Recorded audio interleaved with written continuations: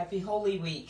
So can you believe tomorrow's Good Friday? I absolutely cannot believe that Easter is here already, and cannot believe the Key Bridge collapsed. Cannot believe I can't move my leg. It hurts so bad. Ouch! It hurt. So if I go like this doing a video, don't be alarmed, because that's what I'm feeling like. So I think I said I was going to come to you guys last week. I don't remember the last time we were here 2 or 3 weeks ago, and I think I promised that I would try and come before Easter, but maybe not the week of my birthday. So now I'm officially 60 years old, and for all of you who came out and celebrated with me, we had lots of fun, didn't we? And a lot of you talked about the greens, so surprise, though I have tons of them left, we're going to do some more, because I remember telling you that I would show you how to do the barbecue kale chips. And I must say that the cheesy garlic kale chips were so good. I had like 6 batches. I ate them all by myself. And I was going to do the barbecue ones today, because we basically have, these are the ingredients: sun-dried tomatoes, fresh tomatoes, garlic, and dates. Basically, you just blend those up with some olive oil and some apple cider vinegar. You can throw in some onions if you want to. And then, of course, you put in a jalapeno pepper that makes it really barbecue-y-like. And I realized I don't have a blender. The last time that we made the cheesy ones, the blender, I was banging on it and it broke. The one that I had just been bragging about. My Cuisinart. Now it's Black & Decker, because they don't make these glass containers anymore. So I'm not sure if it's just a blade thing. So what I plan to do is twist that all, call the company, see if I can have it replaced. And then the birthday thing came up, and then I had to go to Denver, and then it's just been like... And last night, when I was lying in the bed, I realized I don't have a blender. I don't have a blender. And so I ordered one. It's not going to be here until Friday. I went back with my old faithful. I love Blendtec. So just shameless plug here. If you guys are thinking about getting a blender, you don't want to do your research or anything like that on your own, Blendtec simply is the best. This is the one that goes with the huge commercial bottom, and it just went out on me as well. And I've been meaning to call them, because that thing is so expensive. I haven't had a chance, so in the meantime they said, let me just get me a blender. So I have the smaller non-commercial one arriving on Saturday. So at least I not hold you long, as the pastor says. So today we are finishing up chapter 6.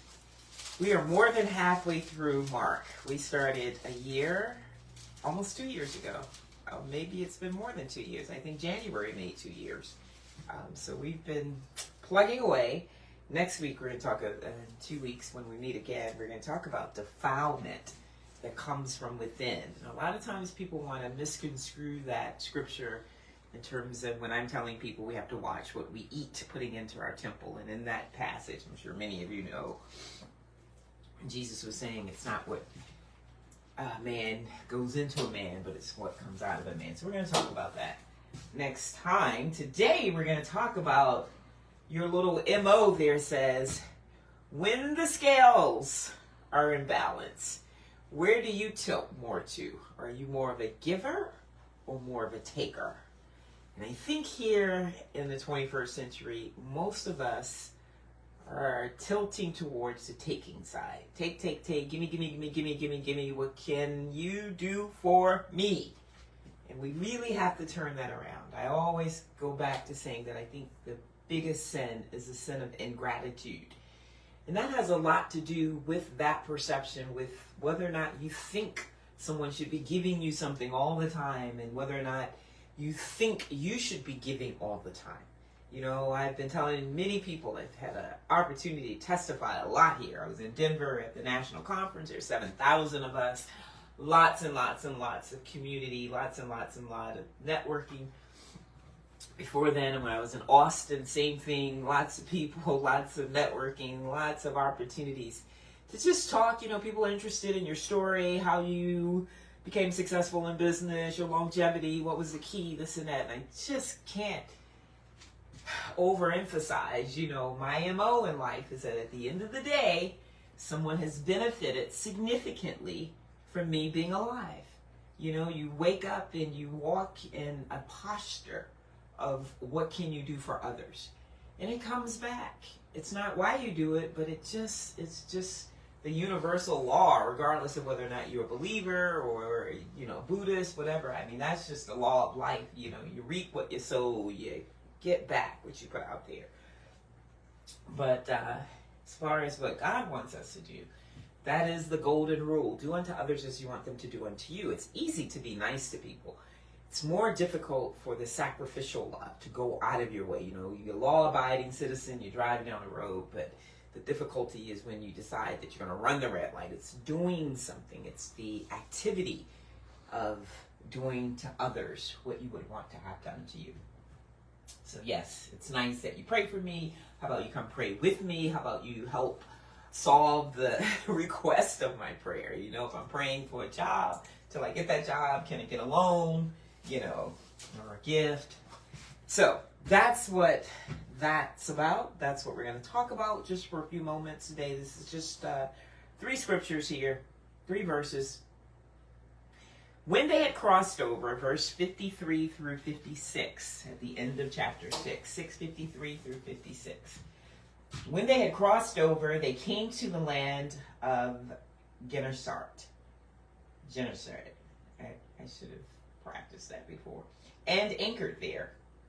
And when they came out of the boat, immediately the people recognized him, ran through that surrounding region, and began to carry about on beds those who were sick to wherever they heard he was.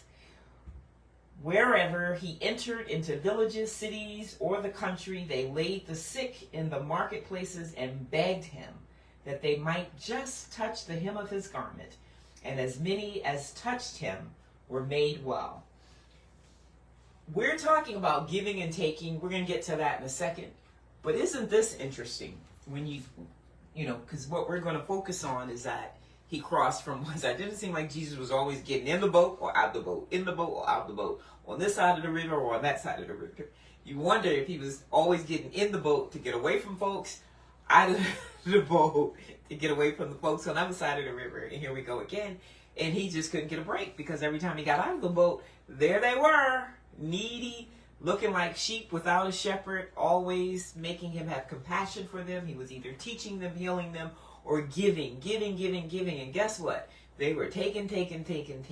Wouldn't it have been interesting if they would have if he had gotten out of the boat and on the other side, you know, where the people were, they just said, we just want to thank you for everything you did on the other side of the river. We just want to thank you for what you're about to do. You know, sometimes it's not that givers have a problem giving. It's not that they're exhausted from giving. But every now and then you just want to feel that people are gracious or grateful for the things that you have done. I mean, just, you know, I was listening to Becky on WGTS. It's been a minute now. About a month ago, I don't know, it was one of those holidays, I think, and they were asking, what is it that you want the most, or what is it, something, I don't know, but all I know is that she was saying the thing that makes her feel most appreciated, what makes you feel appreciated, and she says it's just the expression of gratitude that people, or maybe it was another question, and she was saying that what she wants is to feel appreciated. That's what it was. She just wants to feel appreciated. You know, what is it people could give or do for you or whatever. And she's like, I just want to feel appreciated. You know, and they're on the radio day in, day out. And, you know, when you're having your problems, you call them, you ask for prayer. When you want to listen to a certain song, you're mad because they don't play the song that you want to play at whatever time. And you just take for granted that these people, this routine, whether you listen to the radio every day or night or evening or whatever, they have to be there. You know, you have to think about that sometimes. So they are always there for us. And so she said she just wants to feel appreciated. And I meant to send her just a small little gift or something to say, you know, I heard you. I just want you to know I appreciate you. And I haven't gotten around to it. But I'm going to do it. I'm reminded now.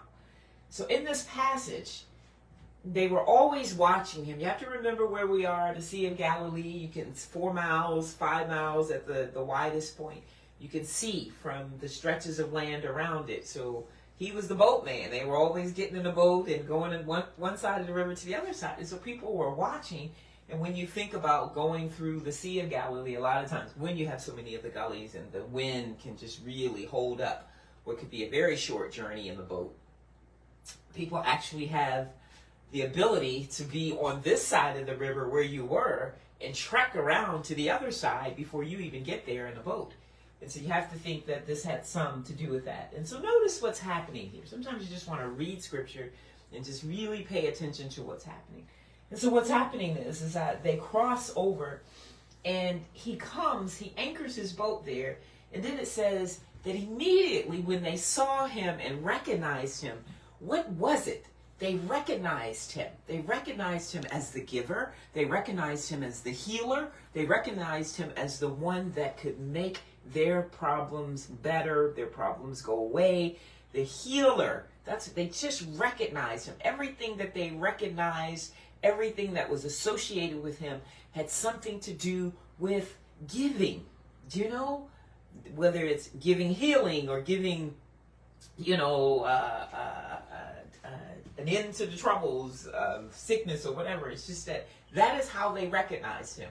So in your thing, I'm asking you the question, are you a giver or a taker when you're on the scales? But by the same token, you can easily come to the deduction. Do people say in conversations or when they're talking about you that you're a giver? We celebrated my 60th birthday celebration, and the live band that was supposed to come decided at the last minute. I think they had another gig, and they tried to say, oh, we didn't know you wanted us to play. We just thought we was coming to the party. Yeah, right, whatever. But it was cool, so I had to entertain the people. And so we decided to do that whole give your flowers before you die. So what would you say about me at my funeral? We kind of did this for my 50th, so we decided to do it again. And it was interesting because, the people that were there were all saying the same thing. And so sometimes you should know who and what kind of person you are. But it's kind of, affirming for people to say that. And everybody's just like, Dallas is really a giver. So that's a good thing. It's a good thing, but we should all be like that. And even if we don't know that or think that way of ourselves, it's really good when other people will tell you who you really are, especially if it's that many people saying the same thing. And so are people recognizing you? Because I have some friends that people say, oh, she comes, she always came. What she wants now, she's a beggar. That's a terrible reputation. I've tried to talk to one of my friends about that one time, and it did not go well. But that's what people recognize her as. Always wanting something, always wanting a discount, always want, it's just not a good reputation, especially as you get older. When you're a kid, yeah, maybe 16, teenager, early 20s, but as you get older and people recognize you, that's just not cool. And it's not that difficult to change it. Sometimes you're stuck with a reputation. No matter what you do, you're going to always be that person that's, the party pooper or whatever, But giver, taker, you can change that drastically. It doesn't take long. You be really good to a few people a few times, you'll see that they'll be like, she used to be a taker, but now she's a giver. So that's that. But in this passage, though these were takers for sure, the one good thing that I can say about them, I don't know if the gospel writers would necessarily agree with me, but what I notice is that they were bringing the sick to him. It didn't say that those that were sick were coming to him. Those that were well were going to actually find others that needed to be healed, and they were going out of their way to go and get these people, find out where Jesus was going to be after he got off the boat. Was he going into this village? Was he going into this city? And once they heard, it says when they heard where he was going to be, then they went. Let's read that little piece again. It says, when the people recognized him, they ran through that whole surrounding region. So they ran all throughout the region, not just for one or two people that they knew that they were sick. They ran throughout the region, finding people that needed to be healed, and began to carry about on beds those who were sick to wherever they heard he was. So they recognize, oh, here come Jesus. Where is he going? It's kind of like the paparazzi. And you're just saying, let's get them. And then they're carrying people on beds. So most of these are people that have the infirmities or the lame people that, when Jesus healed the lame man, he says, pick up your pallet and now walk.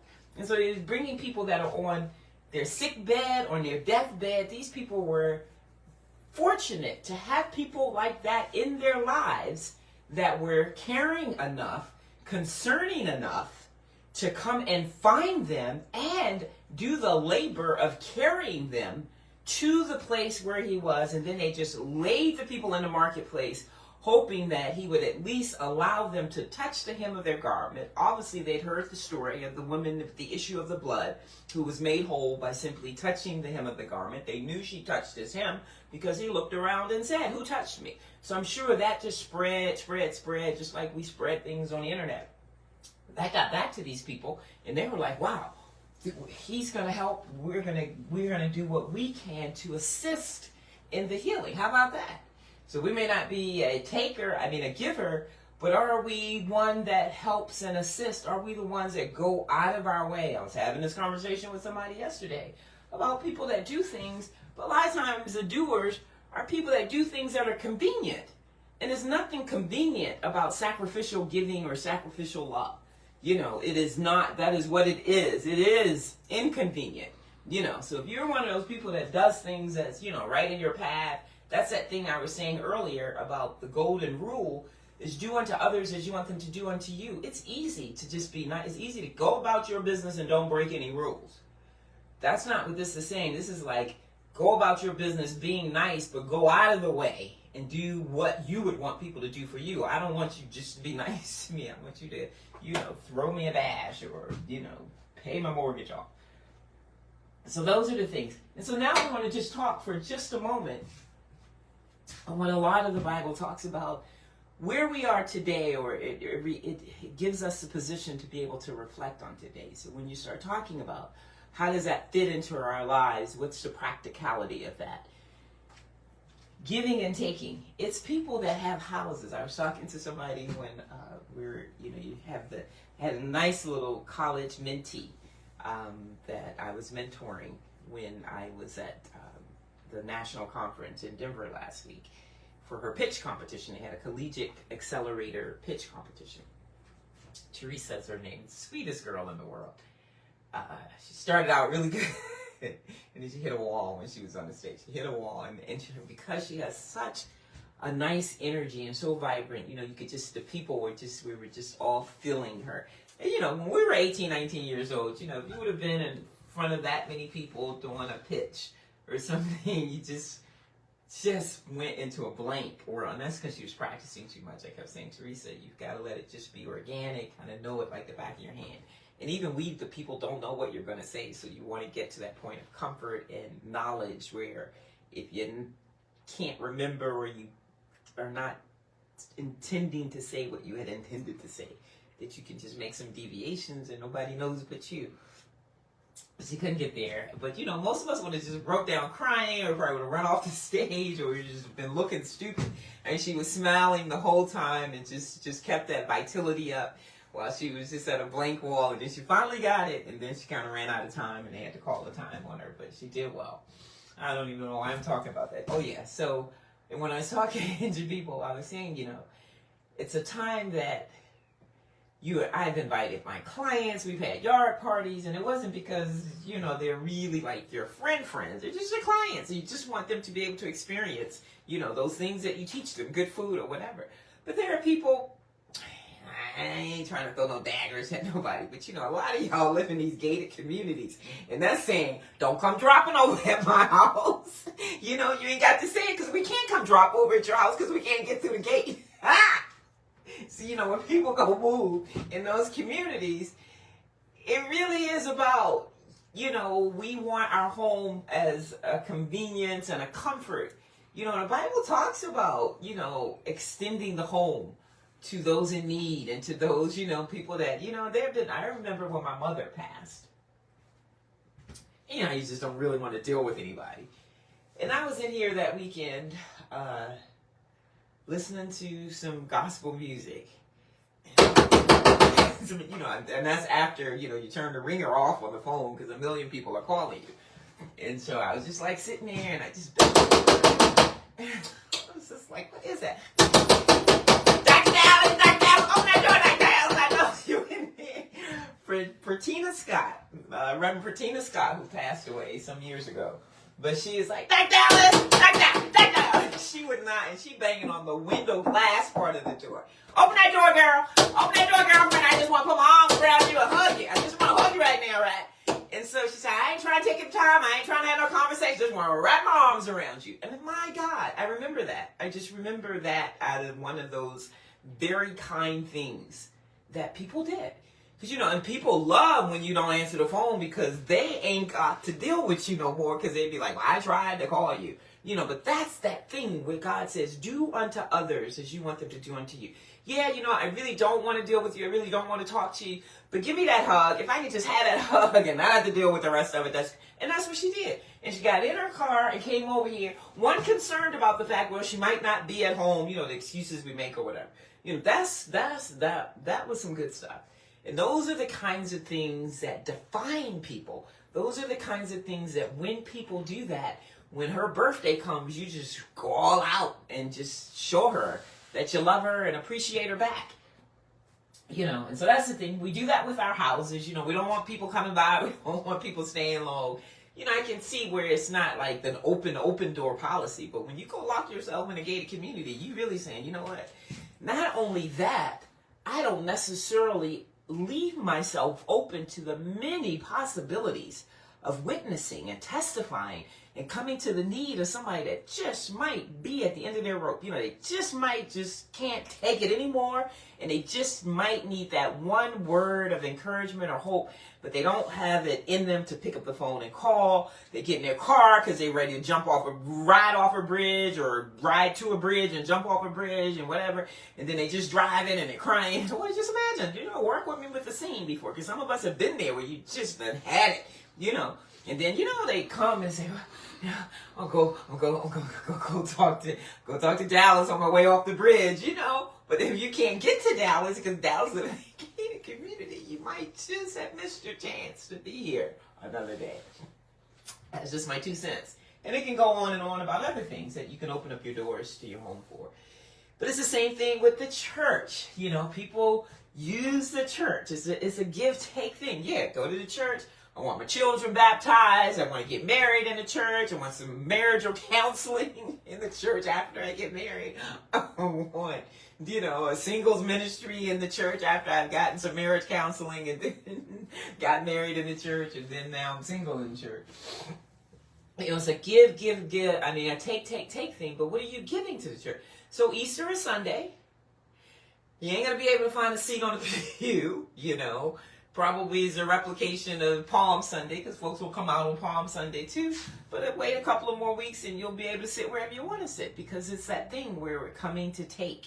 You know, so it's the holidays. It's Christmas morning at church. You know, the week of Christmas is Thanksgiving, maybe with the relatives that are in town. Let's go to church.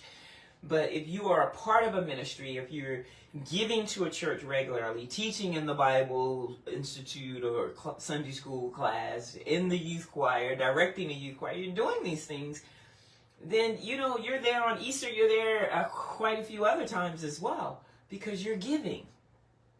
You know, it's become who we are with everything. And it's the same way with God. You know, it's like, take. We only pray when we have requests. We only pray when we're in some trouble. We only pray when somebody else we know is in some trouble. How about every now and then just getting on our knees and thanking God for all the great things that he's done for us, counting our many blessings, you know.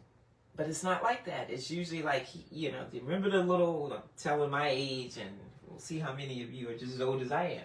Remember the show I Dream a Genie, where the little genie was in the bottle, and Master is what she called him, but I think he was something in some military, Major, somebody maybe was his name. I don't know, but she called him Master. What can I get for you, Master, when she come out of the bottle? You know? And we're just like that. You know, it's just like God is our little magical, somebody once said it's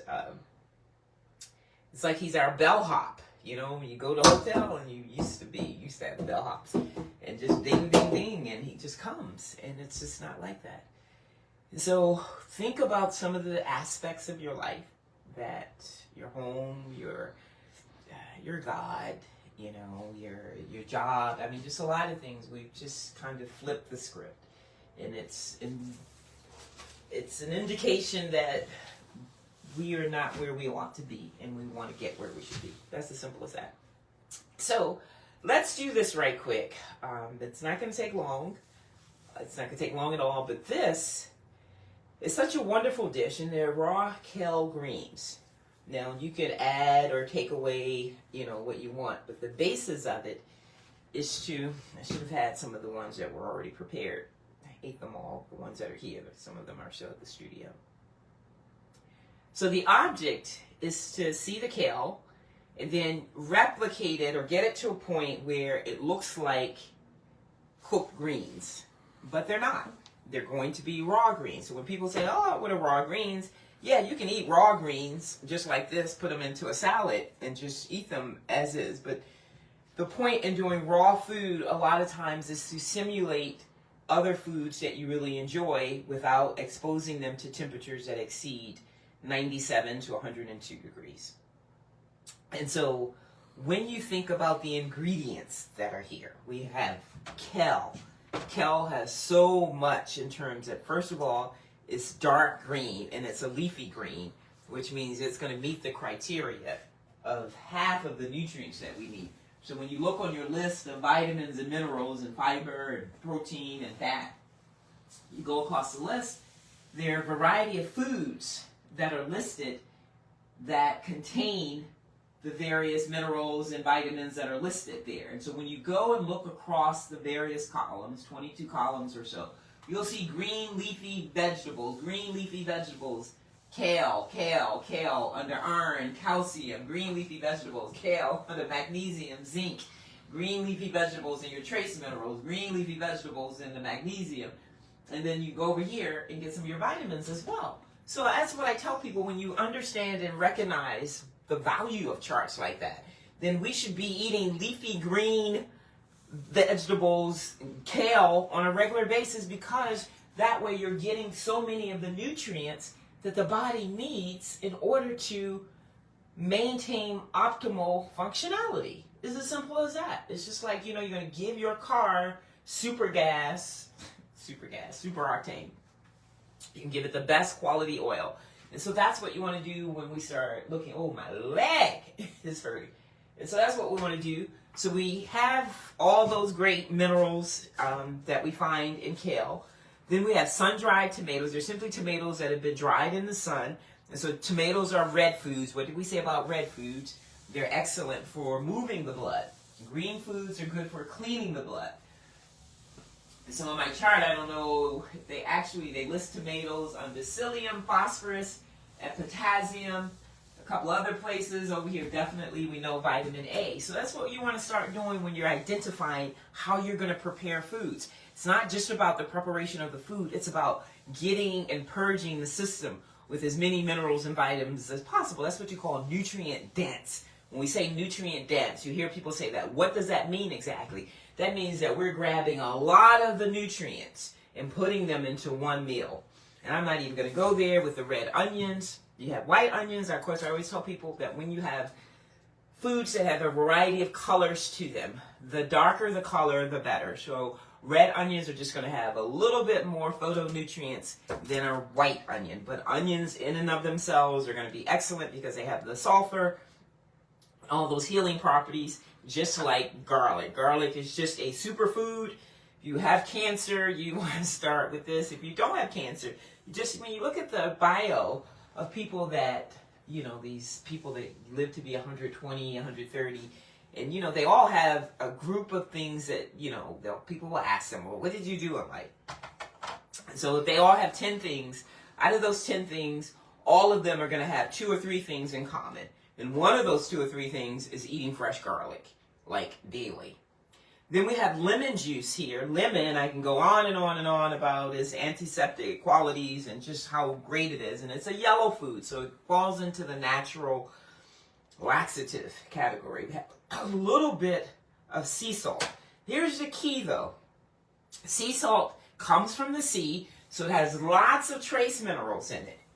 And the difference between sea salt and iodinized salt, salt that has been stripped of the minerals that you find that are naturally occurring in the salt that comes from the sea, which gives it that salty flavor, you know. The difference is that it's whole, it's fresh, it hasn't been stripped of that. So the body will actually consume that salt, utilize what it needs, and what it doesn't need, it naturally excretes on its own. Unlike table salt, iodinized salt, the body's going to hold on to it, and it can't use it anyway because it's not real, whole, and pure. It's been stripped down. It's processed for the most part. And that's where you have the inflammation, the water retention, etc., etc. So what else we have? We have apple cider vinegar. I always tell people, no matter what's going on with you, I just ate an apple with my leg. I played way too much. We didn't have but a handful of people at the tennis center with our little veteran group. So when that happens, we get to play lots and lots and lots of games and matches of doubles. And I played with the juniors. So it's a junior tennis center. And so the young juniors that can really smack a ball around. I played on 2 of their teams today. So I am just hurting because I haven't had a chance to soak. So apple cider vinegar, I ate an apple. Because whatever is going on with you, you eat an apple, you're going to feel better. A minute ago, I couldn't stand up at all. Now, I'm standing up. That's where I can finish this up fast. Then we have olive oil. Never underestimate that this is actually a food, and it is really the key to lubricating, to having the joints move. In fact, I won't use olive, that's extra virgin olive oil. But in my other container, that's almond oil. And typically, when I get up in the morning, if it's not the summertime or when cherries are prevalent, fresh cherries, I'll drink 8 ounces of cherry juice, pure black cherry juice. And remember, when you go and get your juices, ouch, you want to get it fresh pressed. So Lakewood does a fresh press, which means it's not from concentrated. This is about as clean as you're going to get in terms of process. Not doing it on your own. So take 8 ounces of black cherry juice and put a tablespoon of almond oil in there and drink it. And then that just does wonders for making sure that your joints are properly lubricated. And so those are the ingredients. And so a part of the whole Mediterranean diet, I mean, just a tablespoon or 2 of olive oil on a daily basis is extremely helpful to the overall body. So that's basically all we have. We're going to make a small batch because when my blender comes tomorrow, I'm going to make the barbecue kale chips. And so I'm going to use 1 container, 1 bag. I think that's 3 or 4 pounds of kale. And so we have most of the ingredients. You'll see here that I have some garlic that's already been minced. Just depends on how much you're going to make. You'll get to a point where you can really begin to recognize how much you need of something and how much you need. And then you'll also determine what you want your stuff to taste like. So I love garlic. I love sun-dried tomatoes. I love red onions. So I probably go a little overboard. But because we're not going to do much, I'm just going to show you this quick so we can zoom out of here. Let's go visit my dad. My leg holds up here. Talking about leg. He got his new leg. He doesn't like it. I think he thought he was going to get like a real looking leg. But he's able to now do his thing. He'll be celebrating another birthday come May. So I'm just so happy that he's still here. Because it was looking a little dicey there in October. And now look at this. He's coming up on a new birthday. And it's basically going to be feeling a lot better because all that pain that was in his leg is now gone. And he'll be able to do, they were telling him not to go to the gym because the arteries in that leg, blah, blah, blah. So he hadn't been to the gym in like 6 months. So now he can go and start doing his stuff again. He'll be able to drive back to the cemetery. See my mom. He hasn't been to the cemetery. He used to go every day. Then he started going like 3 days a week. Hasn't been since October the 7th. So he hasn't been home. I took him to the hospital on Christmas Day. So this is coming up now here on 60 days solid. So what we're going to do is going to do a little bit of red onion. And see how I did that? I don't know if you saw that because I had the thing blocked there. It seems so dark in here today. So I'm going to use, out of that very large red onion, about a quarter of the red onion. And what you do is you cut it in half and then you just chop, chop, chop, chop, chop. That's the way you can easily chop onions. And then it looks presentable. You know, you ever go places where people give you a salad and I'm gonna be like, well, wow, was this an onion salad? Because they've got a big giant piece like that in there instead of making it into little small cubes.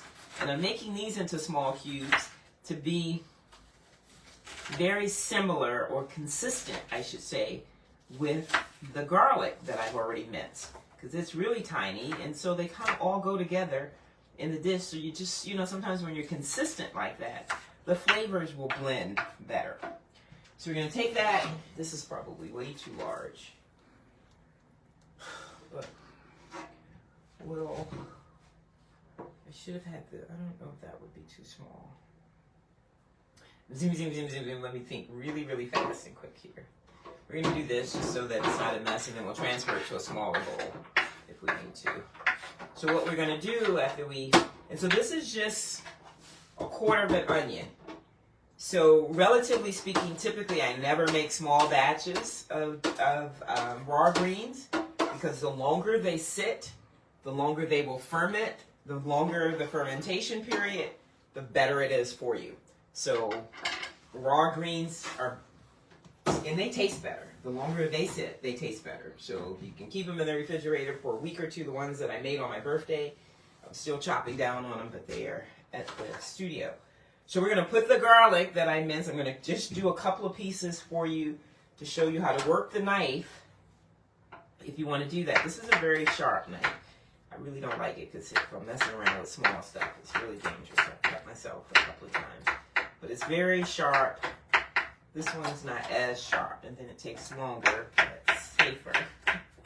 So that's all you do is lay the garlic down and just keep chop, chop, chop, chop, chop. I remember this guy I dated once, he said, it really isn't about the blade, it's just about the multiplicity of chop, chop, chop, chop, chop, chop, chop. Keep stacking them on top of each other, and that's how you get through that real quick and easy. There are all kinds of gadgets and machines now that you can use. You know me, I've thrown it in the little chopper. But my leg is not feeling well, and so when you're in the kitchen and your hands are chopping things like garlic and onions and you're marinating them, my leg is going to feel a lot better after I finish prepping this dish. That's a fact. It definitely does that for the headache. Got a migraine or something, just come chop up some red onions and voila, you're going to be feeling better. You come to a seminar and just listen while I have the onions sitting out and the aroma. That's how powerful food is. And you should keep that in mind when you're not feeling well. You know, just go to the kitchen instead of going to the emergency room or the medicine cabinet. All right, almost done. So we have the chopped red onions, the chopped garlic. See how my eyes are already all crazy? Because that's some strong stuff there. That's what you call, that would be the equivalent to some acetamide, acetamadium. What's that? That painkiller my father used to always be taking. I forgot the onions. I mean I forgot we have to do the sun-dried tomatoes. So these sun-dried tomatoes have probably a little bit of preservative added. So use the really sharp one.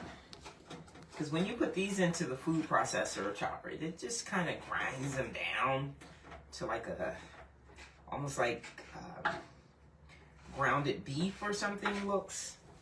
And I really don't like that. I like to have it appear to be more shredded. So remember, these are sun-dried tomatoes. You don't want to have a sun-dried tomato salad. You want to have it's raw kale, not sun-dried tomatoes. So in terms of just proportions, the ratio, I should say, of what you're using. If I'm making a huge batch, then I would probably use most of these. But for this just one little small container of raw greens, you want to just complement them with the sun-dried tomatoes. You don't want to overwhelm the dish and have, you know, a big chunk like some of these in somebody's mouth when they're eating them, unless you're eating a whole bunch of the kale. And I will probably eat the whole container within a couple of days. And so you just kind of, same thing, stack them on top of each other. But you see, I do this. I know you watch a lot of recipe shows and everything is already chopped and minced and diced and sliced for you. But there are people that don't necessarily have that experience. So I'm just trying to help you out. I keep telling Cynthia Howell, if you're listening, that I'm going to give you guys, when I get a little bit more organized, I'll be able to tell you ahead of time what we're going to be preparing, and I'll be able to email you the ingredients so that you can actually go through this with me. But, you know, this is 21st century. So you can play the video, hold it, stop it, write down, go get your ingredients, come back and play the video, and while you do it, like, you know, it's like you get to see me in double time whenever you want to and whatever time you want to when it's convenient for you. So that's a good thing, but that's why we kind of take the time, and as I'm chopping and dicing and slicing, I can teach you about some of the things, because it's not just about giving you a recipe, it's telling you why these ingredients are being used, what they're good for, etc. Now here comes the how you put it together piece, which you might think, oh, it's already together. So remember, the object is to have these appear to look like cooked greens. That's not going to happen in a couple of seconds, but it's going to get close. Let me show you a little trick. So now you have your main little condiments here. So we have garlic chopped, red onions chopped, red sun-dried tomatoes chopped. Remember, this is a smaller batch. Typically I'm doing like big quantities. So now we're going to put our apple cider vinegar. The apple cider vinegar is going to be 2 times the amount of oil you use. So I'm just going to make sure that I really marinate the ingredients first. Then you're going to have to work with that a little later to see if you need to add a little more or not. So you saw how much apple cider vinegar I put in there. So now that I put the oil in there, that's about half of the amount of apple cider vinegar. It doesn't have to be perfect. No. Then we're going to add a tad bit of lemon, because the greens, kale, can be bitter. So you want to just kind of make them taste really yummy. Now here's the key. So we have the the drained, soaked, rinsed kale. So now don't worry about trying to get the kale. We are just going to mix that so that the ingredients are saturated with the oil and vinegar. So then when they start to disperse around, at some point it was all touched. Okay? But don't worry about that for now in terms of what we're going to do with the greens. So what we want to do now is get the greens to be as marinated as possible. So we put the greens in, and just kind of like, it's a small batch, so we're going to just put them all in at one time. Yep, so I can let you get back to doing what you're supposed to be doing on your job. Probably. Are you all at work? And I can get to the hospital and take care of my leg. So here's the key. So if you say want to eat this in an hour or 20 minutes and 10 minutes, the key is to marinate them. So you literally are going to massage the kale to get it to a point where it looks wet, wilted. I'm going to put a tad bit of sea salt on. And remember, a tad bit is a significant amount because you're talking about 3 pounds of kale green. So, you know, a tablespoon of salt is cool, and again, it's the sea salt. And then that's all you're going to do basically is take your hands and just kind of massage it for a moment. It's not going to come to its full wilt flatness yet, but this is just to help you get started, because usually I have like kale falling all over the place in a big giant that red, black 5-gallon plastic container. And so you have the kale sticking up, and then in an hour it flattens out. Then you come back the next day and you can put like twice as much in there. But even now you see what's happening. It's starting to soften up. That's just with me massaging the sea salt into the kale, which is going to wilt the greens and make them very pliable and soft. Look at that. Isn't that like magic? See how easy that was? See that big bowl that we had? And so now this, because a lot of people, when I give them raw salad, sometimes they'd be like, oh my God, I can't believe that you're eating that fast, because they have a problem chewing it, the roughage, because they're used to not having to chew. They're used to swallowing chicken pieces or whatever that's marinated in mambu sauce or whatever the case and cooked to a pulp. And so they're not accustomed to having to chew food that requires you to chew. It's so funny. So a lot of people have problems with eating raw greens. So this will help you out tremendously. So we're going to add a little more, not much, but just the rest for the rest of the recipe. Do it one more time. As flat as a pancake now. Look at that. See how easy that is? So you literally can go and set the dinner table, put some raw bread out, some carrot tuna, some walnut pate, and then come back and the greens will be ready to consume. Now you just go back and mix it all in with the stuff that we laid over here in the corner. Our red onions, our sun-dried tomatoes, garlic. You really would want a jalapeno pepper, just a quarter or so of a pepper chopped up and thrown into the mix. You could also add calamati olives or sun-bright black olives. I think I had that in a batch that I did for my birthday celebration. We had such a wonderful time. The food was fabulous. I spent 3 days preparing a ton of carrot tuna, walnut pate, raw greens. We had raw pizza. I did a fabulous sheet cake. I think you guys may have seen the video. A sheet cake made out of 4 squares that are about almost a little larger than this thing. One was raspberry cheesecake, raw cheesecake. One was a lemon pound cake. One was orange pound cake. And then the carrot cake. So good, all 4. And then just different types of dressings. I did the chocolate little dressing that you make with molasses and olive oil that lasts indefinitely, and a little carrot powder. So this is done. This is ready to eat because it's such a small batch. See that? Looking just like cooked greens. And so, of course, we're going to put them into that smaller container that I just had.